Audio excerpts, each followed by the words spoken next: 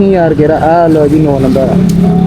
ठीक है देख लो कैसी गल है साडे नाल ही निकल आई जुत्ती।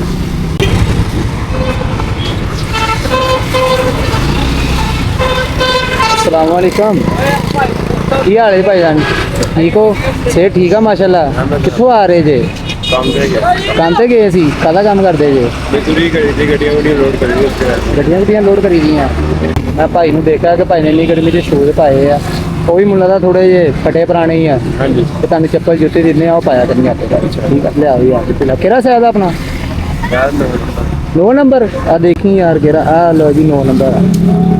ਠੀਕ ਆ ਦੇਖ ਲੋ ਕੈਸੀ ਗੱਲ ਆ ਸਾਡੇ ਨਾਲ ਹੀ ਨਿਕਲ ਆਈ ਜੁੱਤੀ ਤੇ ਹੁਣ ਇਹਨੂੰ ਹੁਣੇ ਹੀ ਪਾਉਂਗੇ ਕਿ ਘਰ ਜਾ ਕੇ ਪਾਉਂਗੇ ਘਰ ਜਾ ਕੇ ਪਾਉਣੀ ਹਾਂਜੀ ਮੂੰਹ ਹੱਥ ਹੋ ਕੇ ਪਾਓ ਹਾਂ ਮੂੰਹ ਹੱਥ ਹੋ ਕੇ ਨਵੇਂ ਕੱਪੜੇ ਪਾ ਕੇ ਨਵੀਂ ਜੁੱਤੀ ਪਾਉਣੀ ਠੀਕ ਆ ਤੇ ਕੋਈ ਦਿਹਾੜੀ ਸ਼ਾੜੀ ਲੱਗੀ ਅੱਜ ਨਹੀਂ ਵੇਲੇ ਕਿਉਂ ਆ ਕੰਮ ਆ ਪੂਰਾ ਬੰਦ ਨੇ ਅੱਛਾ ਅੱਛਾ ਦਿਹਾੜੀ ਕੋਈ ਨਹੀਂ ਲੱਗੀ ਉਹਦਾ ਕਿੰਨੇ ਰੁਪਏ ਦਿਹਾੜੀ ਲੱਗਦੀ ਆ ਤੁਹਾਡੀ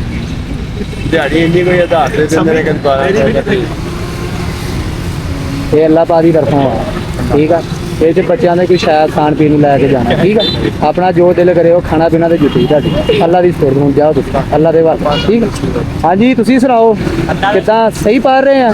ਸਾਦਾਂ ਨੂੰ ਤੰਗ ਤੇ ਨਹੀਂ ਕਰ ਰਹੇ ਪੱਕੀ ਗੱਲ ਆ ਕਿੰਨੀ ਜੇ ਤੁਸੀਂ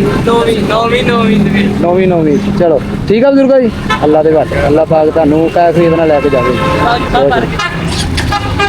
ਠੀਕ ਆ ਭਾਈ।